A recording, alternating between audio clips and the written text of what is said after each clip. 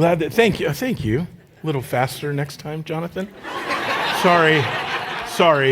No, I swear, if this is your first time, you're like, yeah, last time I ever come here again. Yeah, I'm just kidding. Just kidding. Hey, we are so glad that you are with us today, especially if you're joining us online, if you're unable to be here in person.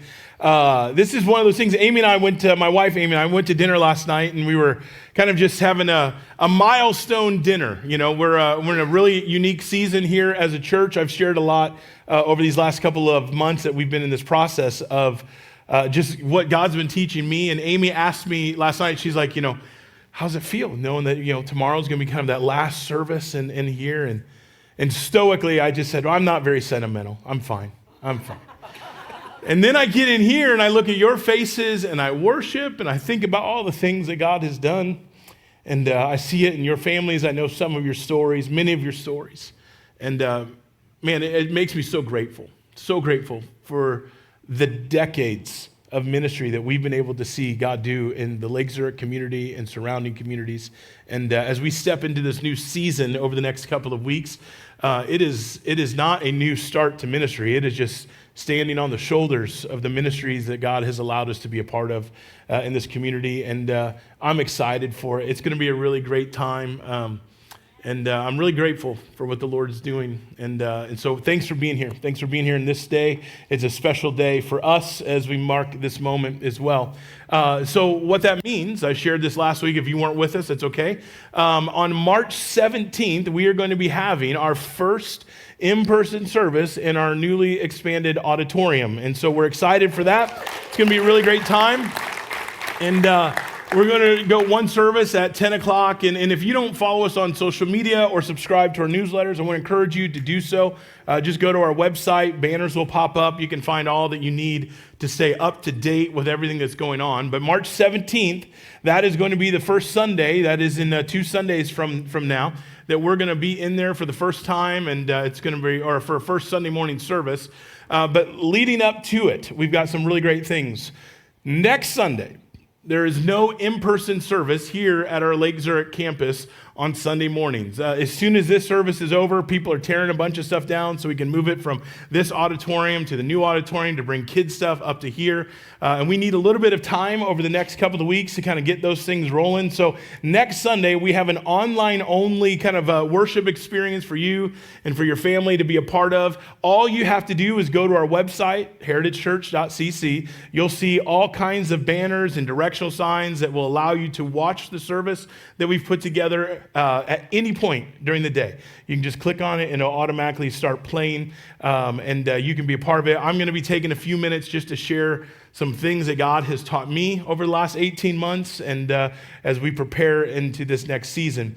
But before we started to have Sunday morning services, one of the things that has been most important to us throughout this entire process has been to follow God's leading, to making sure that all of us knew that this is His church, that God does what He wants to do, and that we get to stay in step with that. And so one of the most important things that we have done over the last 24 months has been to commit everything to prayer and consecrate what we're doing and say, God, you lead us and you guide us.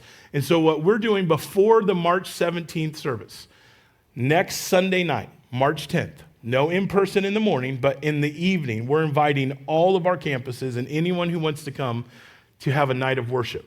It's going to be an incredible, historic moment in the life of our church. We're going to take some time and just pray in this season. We're going to dedicate some of that space to God. We want to start everything that we do in this new season, in this new space, on a foundation of worship and prayer. And I just want to encourage you, make plans. Make it a priority. Find a way. Cancel your kids' birthday parties, anniversary, doesn't matter. Just be like, surprise, you're going to a worship night. It's what you always wanted, right? And just bring them there. It's going to be an amazing time. But man, don't miss it. It's going to be next Sunday night at 10 or at 5 o'clock, and it'll be the first chance that you'll be able to be in our new space and be able to see what's going on and all the different changes that are taking place. But it is going to be a really, really special night. And it's for the entire family. We've created it to where it's not very long. It's just time for you to be here with the family so that your entire family can be a part of that worship experience as we pray and we prepare for what the next season that God has for us. So, and as we step into this, we'll have a couple of services before Easter weekend. And Easter at Heritage is always an amazing experience that we love to celebrate the resurrection of Jesus. We're going to have a Good Friday service. We have a couple of Easter services.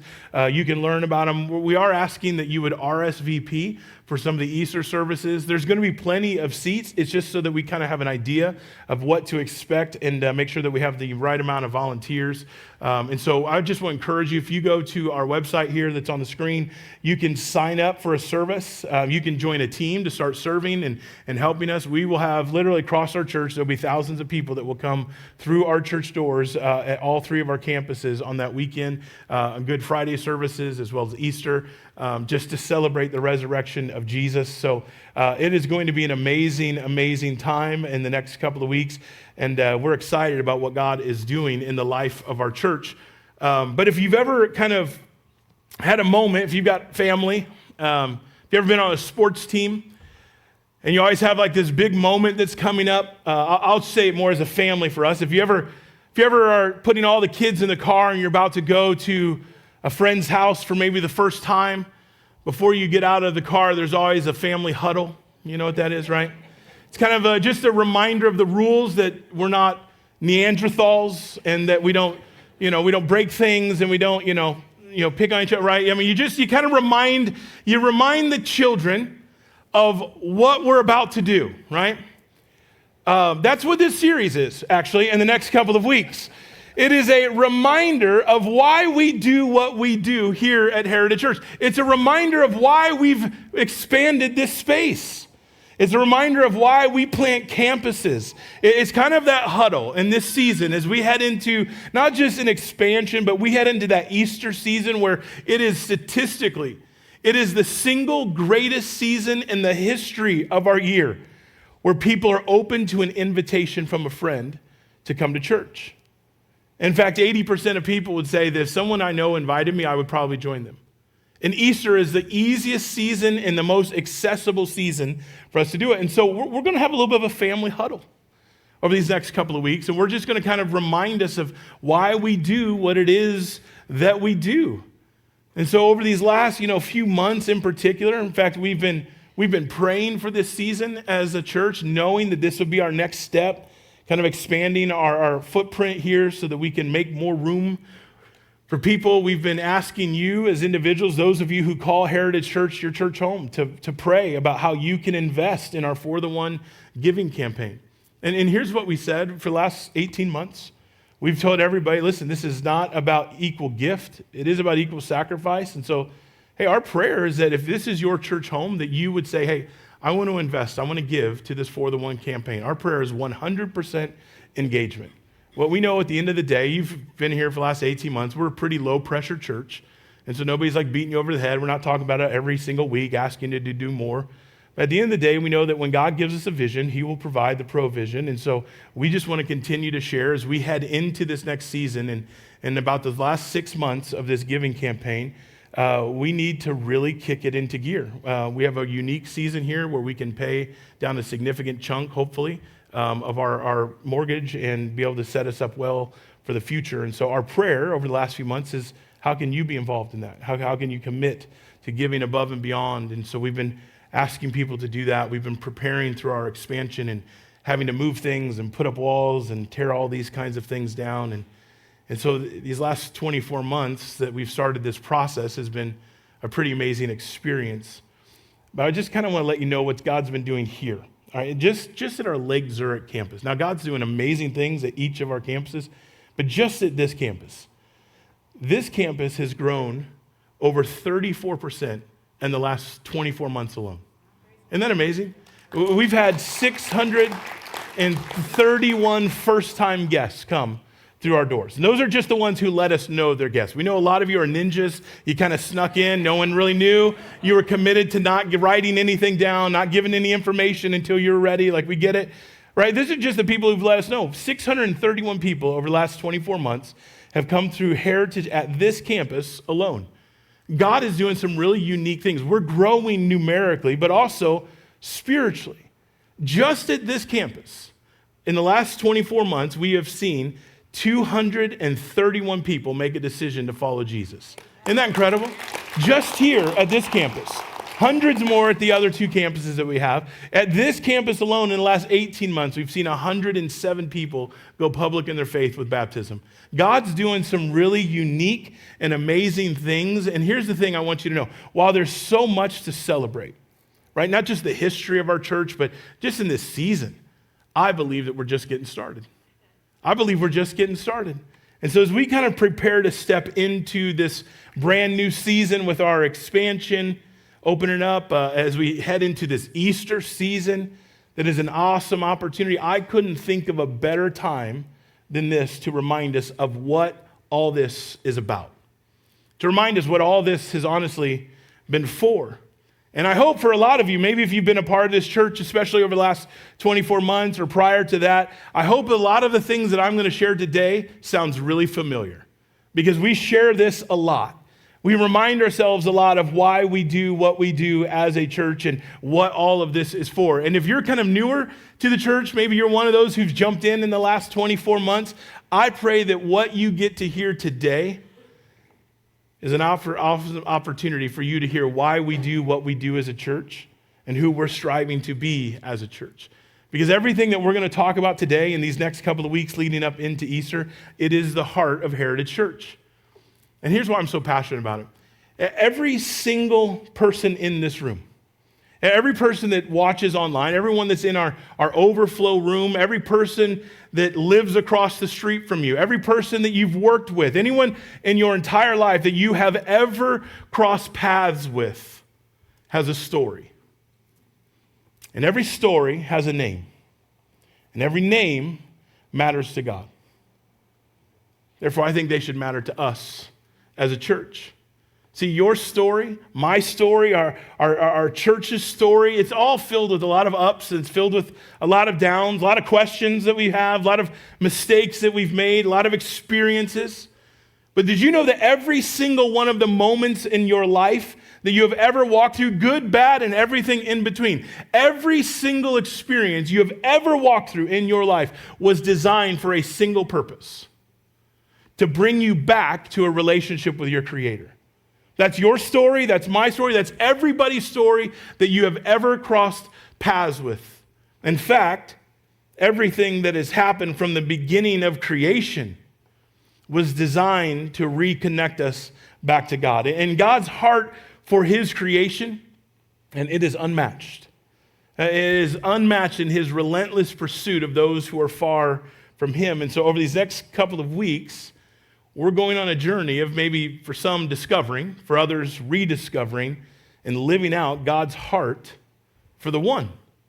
As we step into this Easter season, there's going to be a challenge that we make. Who's in your circle? As we head into this new chapter of ministry here at our Heritage Lake Zurich campus, and we have a unique opportunity to remind ourselves of God's heart. Remind ourselves of what's important to God, and what's important to God needs to become important to us. And so if you brought a Bible, I want to encourage you, open it with me, the book of Matthew, chapter 28. Matthew chapter 28. We're going to go there in just a minute. If you don't have a Bible, you can just follow along either on your phone, or we'll put the words on the screen as you go. But Matthew chapter 8 is what we're going to kind of look at just for a few minutes today. You see, all throughout the Bible, we see this unfold. The creation story actually begins with God's heart for the lost, and it culminates in the arrival of Jesus into the world. And Jesus himself would spend his entire life kind of modeling for all of us as followers of Christ, modeling our purpose by chasing after the lost. In fact, the church was built upon this foundation to never stop pursuing the one that was lost. In fact, the church that you are sitting in right now, Heritage Church, was birthed with this mission: to help people find and follow Jesus. That's not unique to Heritage Church. That's just the Bible. That's what God designed the church to be. a place where we could help people not only find Jesus, but learn how to follow Jesus. This mission to be a church that helps people find and follow Jesus, it's more than just a biblical idea. It's the Bible. It's more than just a biblical idea. It's the Bible. And I'm going to show you where it's found. In Matthew chapter 28, Jesus shares with his disciples, and this is one of the messages that Jesus shares. It's not just for the present disciples, but it's for all future disciples. So that means that when we read the words of Jesus, he's not just sitting there talking to those he was around. He was proclaiming it for all of those who would become followers of Christ in the future. That means that everything that Jesus is saying is true for them, and it's going to be true for those of us who are followers of Christ. And listen, if you're not a Christian, man, I love that you're here. This is a really safe place for you to process your faith. And this is a perfect day for you to learn God's heart for you and the purpose of the church that you might be considering. Jesus is sharing with all of his present, but also the future disciples, what's known as the Great Commission. And he commands his followers to go into all the world and to make disciples. Here's how Jesus said it. He said, "Then Jesus came to them and said, 'All authority in heaven and on earth has been given to me.'" All right, in other words, I've got the power that's bestowed upon me through the power of God to give this command and to equip you for this command. Right? He's not just sitting there saying, like, if I walked up to you and just said, "Hey, from this day forward, I'd like for you to go out and to do these things." Right? Now, you might be encouraged. You might go, "All right, hey, I'm inspired by the guy. Well, I got no authority." You could walk out of here and just go, "Who is that guy? Right? Who does he think I am?" You know, and Jesus is starting off going, "Hey, listen, I'm God in the flesh. I'm the Son of God, and all authority from the creator of heaven and earth is in me. So as if I speak this, I want your ears to hear it as if it's coming straight from the word of God." That's from the mouth of God. That's what Jesus is saying. All authority in heaven and earth has been given to me. Therefore, right, because I've got all the authority, right, because I'm the one who has put heaven and earth into motion, I can tell you what I'm about to say. Anytime you see the word "therefore" in the Bible, it's always a good question to ask, what is it there for? Right? And so he's saying, hey, before I tell you this, you need to know everything in Scripture, or everything in heaven and earth. And God has given me dominion and power over, because me and the Father are one, and we created this. We created you. Right? He says, "Therefore, go and make disciples of all nations, baptizing them in the name of the Father and of the Son and of the Holy Spirit, and teaching them to obey everything that I have commanded you. And surely I am with you always, to the very end of the age."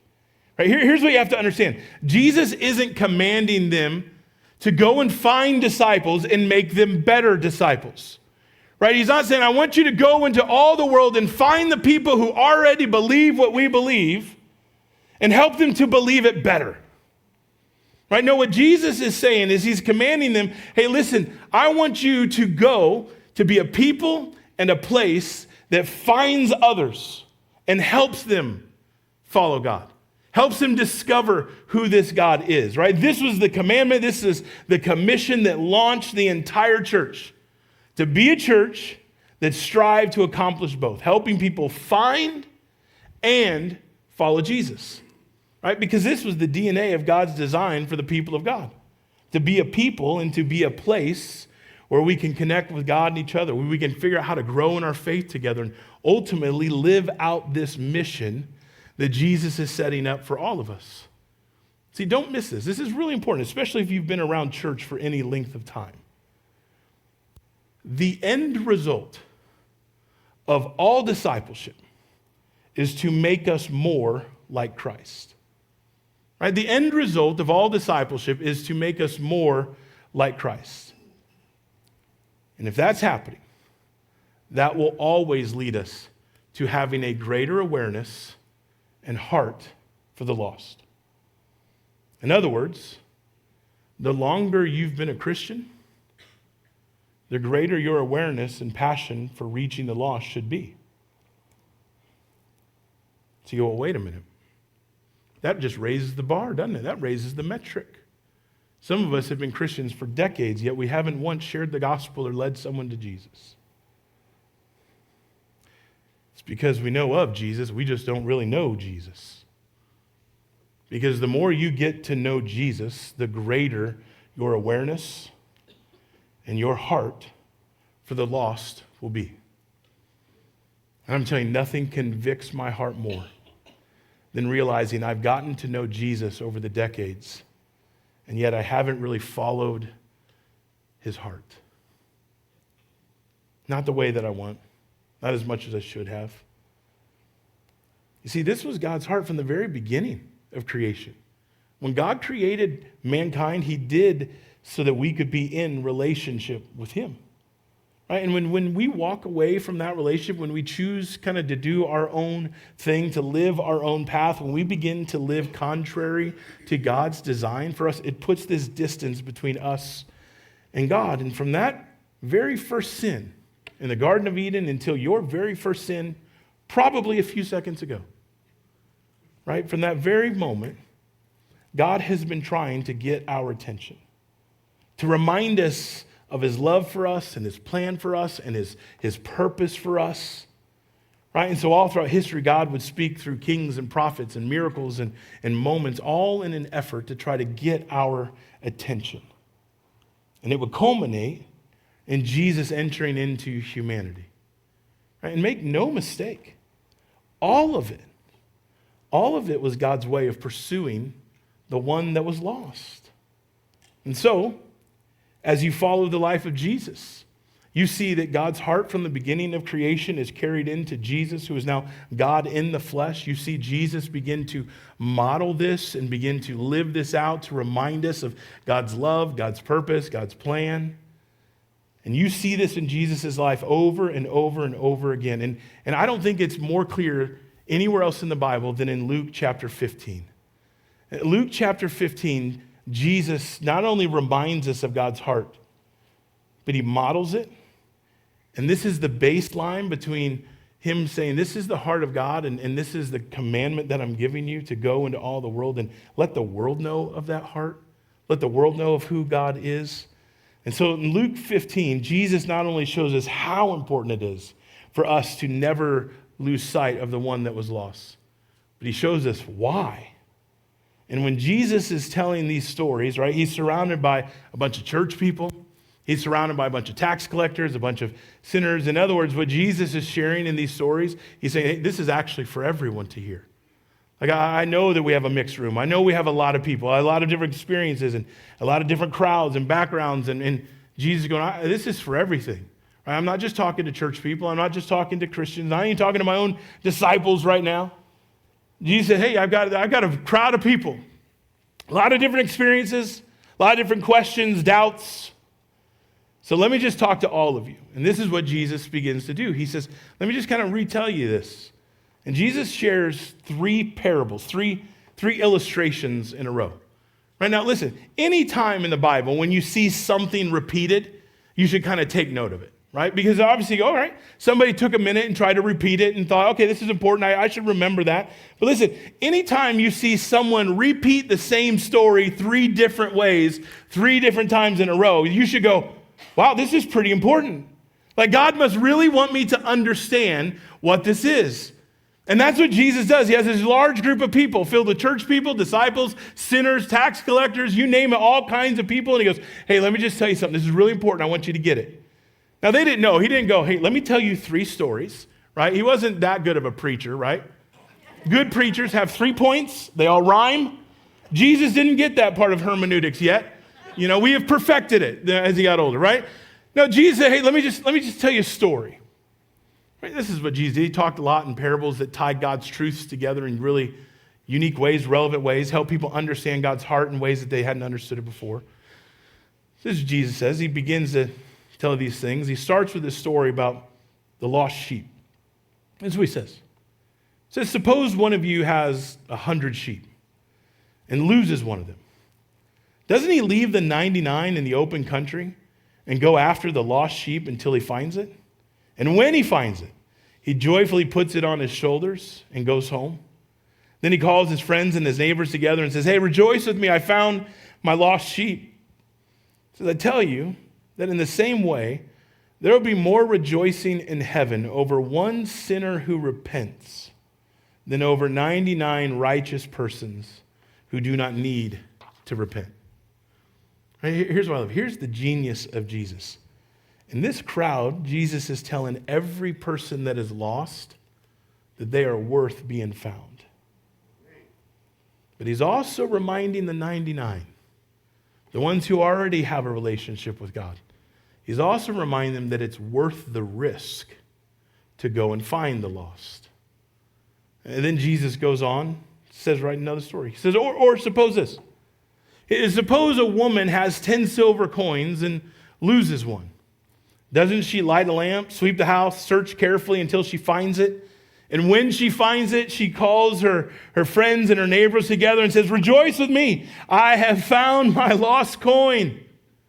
Right? In the same way, I tell you, there is rejoicing in the presence of the angels of God over one sinner who repents. Now here's the thing, when Jesus is telling this story, all the people listening, they understood the context. Jesus wasn't talking about losing some quarters in the couch cushions. Right? Most historians, most theologians understand when Jesus is talking about this, what he's talking about is this is something of great value, most likely represented like a dowry. And in fact, this woman's life, her value, her potential as a wife was all tied up in this dowry. And when she can't find it, it's a really big deal. And so she begins to look for it. It was significant. I love it. Here's the genius of Jesus. Jesus is showing everybody in the room how valuable even one person that might be lost really is.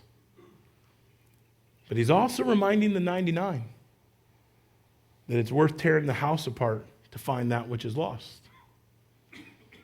Then he shares a final story. In fact, it's become one of the most well-known stories in all of the Bible. You probably may not have much church history or experience, and chances are you've heard this story shared in different ways through different versions before, but Jesus tells this story that's all about God's heart.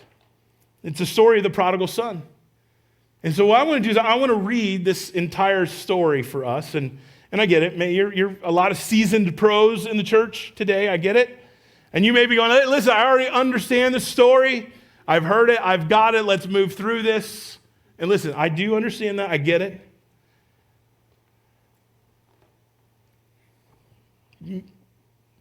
But maybe that's our problem in the church. The precious has become too familiar. We can often quote God's heart and never actually bother to live it out. And so sometimes it's really helpful to go back and to allow God to speak to us in some new and fresh ways. And so you may have heard this story before, but let me read it to you. May it fall on fresh ears today, and may we be reminded that when you come to church, there are some people hearing this story for the very first time today. So here's what Jesus says. Talk about the sheep. About that lady lost a coin. He goes, I'll give you one more. So there was a man who had 2 sons. The younger one said to his father, Father, give me my share of the estate. Just so you're clear, the dad's still alive. I would like to pretend as if you're dead so I can fast forward the inheritance that's coming my way. That's what Jesus is saying, right? Some of you may have tried that. It doesn't go well. It doesn't go well. But the father represents God's heart. And so Jesus is saying, hey, listen, imagine you got a son who comes to the dad and say, I know you're not dead, but I kind of want what's coming to me eventually. And so the father divided his property between them. Not long after that, the younger son got together all that he had and he set off for a distant country. And there he squandered his wealth in wild living. After he had spent everything, there was a severe famine in that whole country, and he began to be in need. And so he went and he hired himself out to a citizen of that country who sent him to the fields to feed the pigs. He longed to fill his stomachs with the pods that the pigs were eating, but no one gave him anything. When he came to his senses, he said, how many of my father's hired servants have food to spare? And here I'm sitting here starving to death. I'm going to set out and go back to my father and say to him, Father, I have sinned against heaven and against you. I'm no longer worthy to be called your son. So make me like one of your hired servants. So he got up and he went to his father. But while he was still a long way off, his father saw him and was filled with compassion. He ran to his son, he threw his arms around him, and he kissed him. The son said to him, Father, I've sinned against heaven and against you, and I am no longer worthy to be called your son. But the father said to his servant, Quick, bring the best robe and put it on him. Put a ring on his finger and sandals on his feet. Bring the fatted calf and kill it. Let's have a feast and celebrate, for this son of mine was dead and is alive again. He was lost and is found. And so they began to celebrate. This is his grand finale in his conversation with tax collectors and sinners and a few self-proclaimed saints. Jesus is describing God's heart. That God never stops chasing after us. That God never stops searching the horizon, because you have never crossed paths with someone in your life who is too far gone from God. You see, we have to understand we have and will always be God's greatest pursuit. This has been true from the very beginning of creation. It was the sole purpose for why Jesus came to earth and why he died on the cross for us. And this is the reason why the church was born. All right, but Jesus continues this story and he ends it with a warning. And look what he says. Verse 25. It says, Meanwhile, the older son was in the field. And when he came near the house, he heard music and dancing. And so he called one of the servants and he asked him what's going on. And the servant said, Your brother has come, he replied. And your father has killed the fatted calf because he has him back safe and sound. The older brother became angry and refused to go in. I love this. So his father went out to him and pleaded with him. But he answered his father, Look, listen, all these years I've been slaving for you, and I've never disobeyed your orders. Yet you never gave me even a young goat so I could celebrate with my friends. But when this son of yours who has squandered your prosperity with prostitutes comes home, you kill the fatted calf for him? My son, the father said, You are always with me, and everything I have is yours. But we had to celebrate and be glad because this brother of yours was dead and is alive again. He was lost and is found. Jesus uses this idea of a misguided brother to speak to all the religious listeners in the crowd. He uses this brother to show what happens when we lose sight of just how important it is to keep our focus on that which is lost. He shows us that when we start to lose sight as a follower of Jesus, of how valuable, of how much it means, and how loved someone who doesn't yet know Jesus is in the eyes of God. He says, when you start to lose sight of the lost, it causes your own heart to harden and to turn inward. And all of a sudden, everything becomes about you. It becomes about what you like and don't like, and what the church did or didn't do, or what they did or what they didn't do. And all of a sudden, we stop becoming followers of Jesus, and we quickly become Pharisees. People who think we know better than God himself, and we choose to enforce the rules when God never asked us to. Jesus is saying, hey, be careful, because when you lose sight of the lost and how much it means to God and the reason why you're here and the reason why the church exists, he says, man, you're at risk of your heart hardening and turning inward. And so what Jesus was teaching us is the way that we keep our hearts from drifting and becoming like the older brother is by always seeing the lost through the eyes of God and making them a priority in our life. It's Jesus' kind of way of saying never lose sight that you exist, that the church exists to help people find and follow God. Right? Make no mistake, this was the design of God from the very beginning of creation. This was modeled for us by Jesus, and it's the driving purpose for the creation of the church. It's what has shaped how we accomplish the Great Commission here at Heritage Church. Right? You could kind of say this way, the Great Commission that is driven by God's unrelenting pursuit of the one, that's the reason why we create spaces.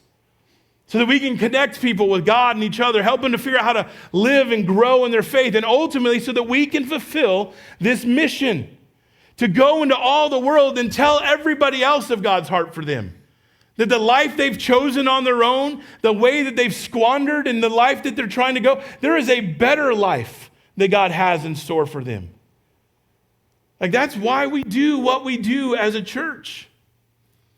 And it's really important that you understand that, especially in this season where we're expanding into this new space. Because we are never going to stop making more and better disciples here at Heritage Church. We're always going to figure out, how do we create room for one more? How do we create space for one more? If that means I got to park in the back spots, if that means I got to start serving more than if I got to start giving, I'm going to do whatever I do. God, it's yours. This is the mission. This is the Great Commission. See, some of us, we need to be reminded of this. God has and will always be for the one. From the very beginning of creation, we see it. It's God's heart. Right? We see it become God in the flesh as it culminates in the arrival of Jesus into the world. We see it modeled for us where Jesus says, not only am I going to model God's heart, I'm going to model your purpose for you. To chase after the lost. And he commands us to go and to do the same. Acts chapter 2, we see that the church was built upon this foundation to never stop pursuing the lost, to keep that as the paper in which all of this is written on. That when we gather, that when we meet in homes, that when we live out our faith, we do it because of God's heart for the lost. See, here's what I think is amazing about what Jesus does. Jesus knew that this would be the greatest way for all of us to see and experience heaven on earth, where we had eyes to see, and we have a heart for the one. That's why it's called the Great Commission. And so here's my challenge for you. Who's your one? Who's your one? Who is that person right now that God is bringing to your heart, bringing to your mind? Someone who doesn't yet have a life-changing relationship with Jesus. I just want to encourage you, just pray. Begin to pray right now. God, would you bring someone to my heart? Would you bring someone to my mind? Give me a name. And I want to encourage you to begin to write it down. Begin praying for them. Begin inviting them. Begin connecting with them. So I believe every single one of us in this room, those watching online, any of you who watch us in the future, there is someone in your life. There's someone in your neighborhood, in your workplace, in your family that God has put there. And I just want to ask you to begin praying right now that God will give you a burden for your one. Right? Because here's the thing. Here's the genius of Jesus. It's what launched the church. It's what made it the single greatest organization to impact the world over the last 2,000 years. Jesus understood that when we have a vision for the lost, when we have a vision for our one, the way we see things changes. Life doesn't really become about us as much anymore. Church and how we do things doesn't really become about us anymore. Our job, it's more than just something we have to do and endure. It now has a purpose to it. It now has a mission to it, right? An expansion. Doesn't really become about us anymore. See, friends, listen, you are sitting here today because someone created space in their life for you. Someone created space in this place for you to meet Jesus, to grow, to become more like Jesus.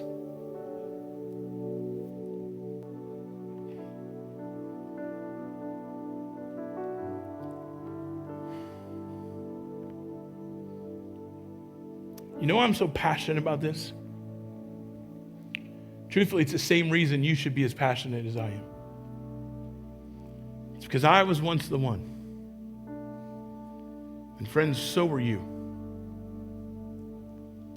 You were once the one. And somewhere along the line, we stopped thinking about the other ones that are still out there. And it becomes a lot about us, what we want and our preferences and who did it this way. And I didn't like the singing. I didn't like the stuff. You know what my most exciting thing in this whole expansion is going to be? It's on March 17th when no one has a claimed seat yet. It's going to be like a Royal Rumble. Multiple services coming together. Everyone's going through, like, you're all going to be kind for the first week or so. And then the next week when they're sitting where you like, you're going to be like, okay. And then it's going to be a little Jesus competition. Who's going to get here earlier? And you're, what a coincidence. Was this normally your seat? Yeah, sorry, right? Somewhere along the line, we stop thinking about God's heart for the lost, and we make it about what I want God's heart for me to be, and ultimately what I want in my own life to be. And I think the genius of Jesus is he helps us say, man, when you start seeing the lost through the eyes of God, it changes the way you see things.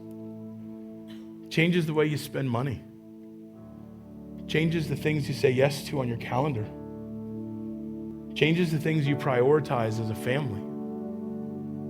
It changes things. And so as a wrap up, here's what I want to just encourage you with. Who's your one? Who's your one? They may not even be low. It may be someone that you know that's in your heart. Maybe it's someone in your neighborhood. Maybe it's close by. Maybe it's someone that's part of your family. They don't even live here. And let me just be really clear. God's heart for the lost is not that people attend Heritage Church.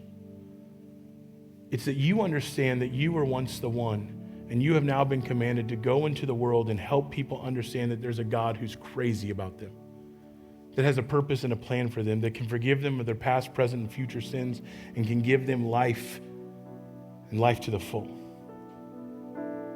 That's the purpose. Now, it may be that it's some people that are close by, and this is the next easiest step. Go, hey, why don't you just come sit with me at my church? It's changed my life, and I think it can change yours too. Come with me. But just so we're all really clear, the heart for the lost is not a heart that they attend this church. I don't care if they attend this church. I just want them to meet Jesus. I want their life to be changed. And then if they attend, that's awesome. If not, we want to help them plug into a church where they can do life and they can grow in their faith.